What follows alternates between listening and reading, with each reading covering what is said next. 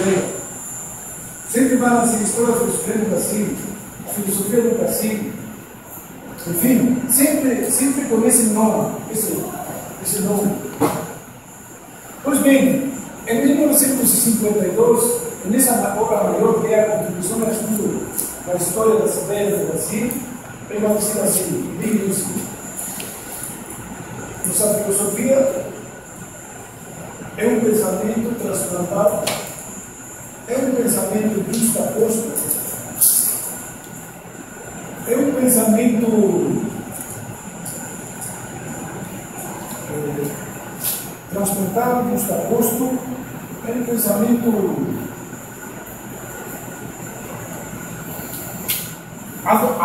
adaptado e adotado, mas que não surge das necessidades específicas do processo histórico e das necessidades do Brasil. E por isso que ele não se permite falar de filosofia brasileira, mas diz mais nesse outro livro. Chegou a hora de que os brasileiros não podem ser meros espectadores do pensamento universal. Não podem ser. Claro que a gente tem que entender que a obra, tanto essa de 1949 como essa de 1952, já se inscreve depois da experiência da Segunda Guerra Mundial.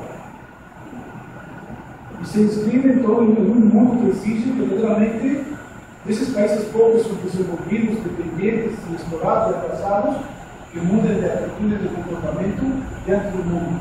O mundo espera outra coisa deles. E essa chamada que vai fazer o João dos Costa. Só uma anedota de João dos Costa, que inclusive João dos Costa, primeiro era criticado pelos professores da USP, porque diziam que o esforço de lecionar uma filosofia brasileira o impedia de lecionar a verdadeira filosofia, a filosofia de se entender universal. E mesmo assim,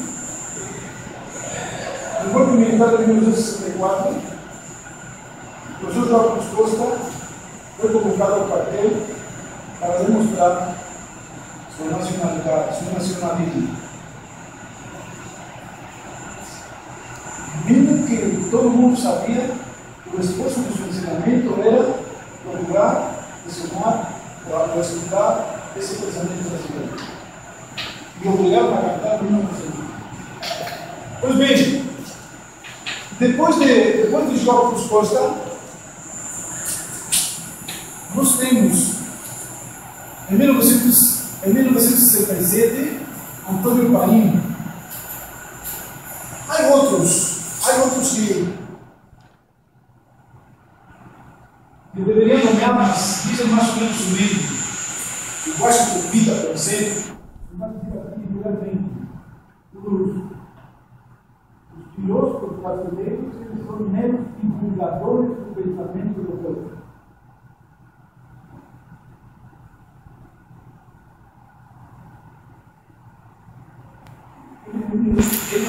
E dizem mais. Não sabem a história da filosofia. Os filósofos que aprendem mal, mais sabem do pensamento deles. E então são meros divulgadores do pensamento europeu. Não são filósofos. Então, Antônio Paim, em 1967, escreveu um livro cujo título é História Brasileira Nunca.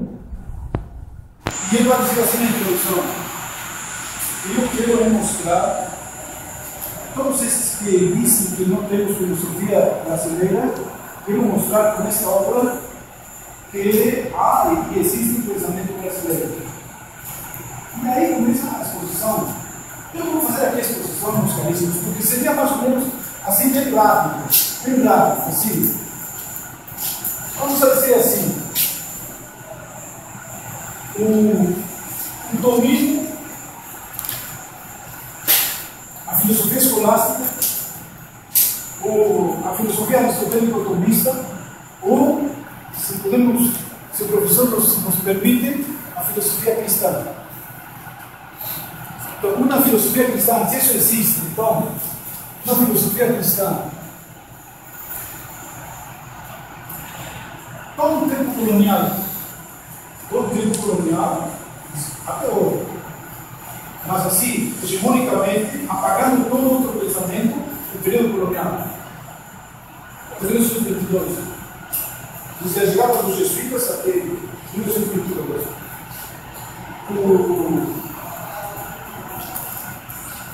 Um professor da Escola da Educação, aquele que escreveu Senso Comum, como é? A filosofia de senso comum, chama-se, é porque eu já estou ficando velho, então vamos acertar esses caras. Mas esse senhor que escreveu a filosofia de educação no Brasil, ele disse que o pensamento cristão, a filosofia escolástica, a filosofia esotérica comunista, esse pensamento ficou vigente hegemonicamente na educação até 1930. Ou seja, até a Revolução do Getúlio Vargas.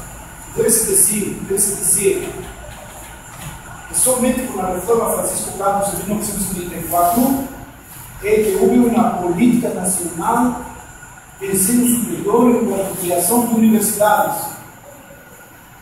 Somente com a reforma Francisco Campos. Assim, como movimento de criação de universidades. Não é que não houvesse antes faculdades de filosofia, faculdades de direito, faculdades de medicina, mas estou falando da criação de universidades. Em 1912, quando veio o príncipe de Mônaco, para otorgar o doutorado Nunes Castro, se criou a Universidade Nacional do Brasil, com sede no Rio de Janeiro, e antes uma precedida no Paraná. A mais antiga é a Universidade do Paraná. Mas se criou especificamente para dar o doutorado Nunes Castro ao príncipe de Mônaco, se criou a Universidade Nacional do Brasil. Mas fora disso, não havia uma política de verdadeiramente fundação de universidades. Isso só veio com a reforma Francisco Campos, digo, em 1934. Por isso que, por exemplo, na Alagoas, a universidade propriamente de 1961,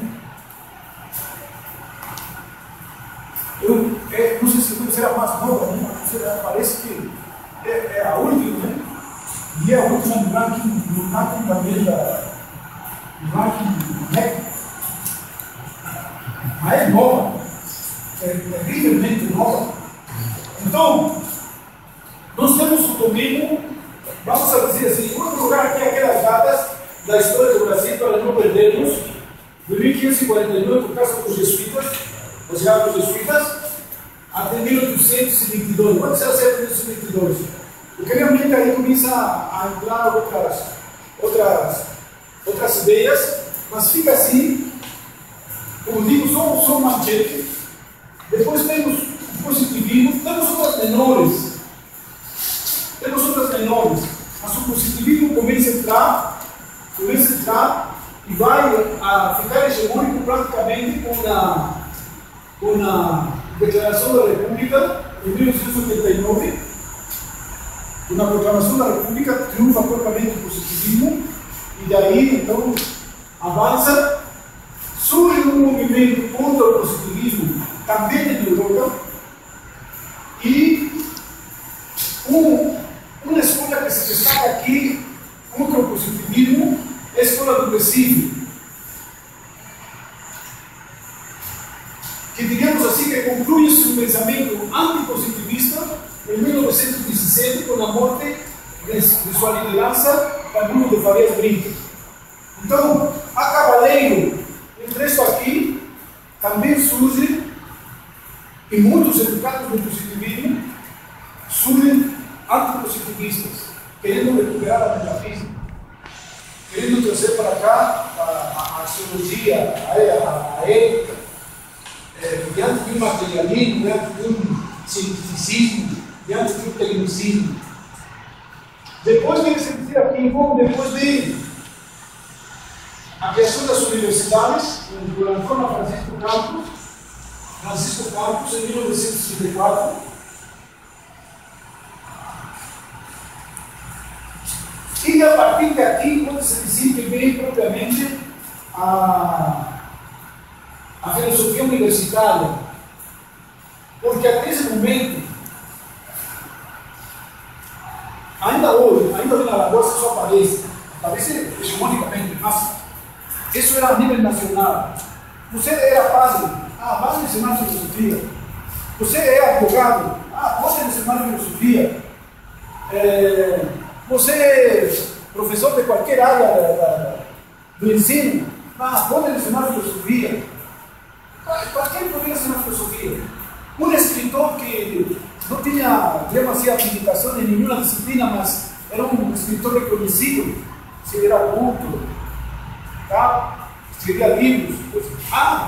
Precisamos de um professor de filosofia? Pode. Qualquer um pode. Então, antes havia um ensinamento, um aprendizado da filosofia meio autodidata. A partir de 1974, não, entra a filosofia universitária, propriamente dita. E vai aparecer a filosofia acadêmica, vai aparecer, assim, com certo rigor, com certa sistematização, com certo método, com certo linguajar. Só que, a partir desta filosofia universitária, então aqui vai aparecer uma grande quantidade de correntes.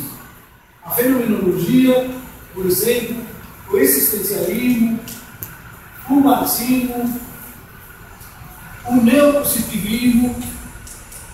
Neopositivismo saiu foi diferente desse aqui, positivismo.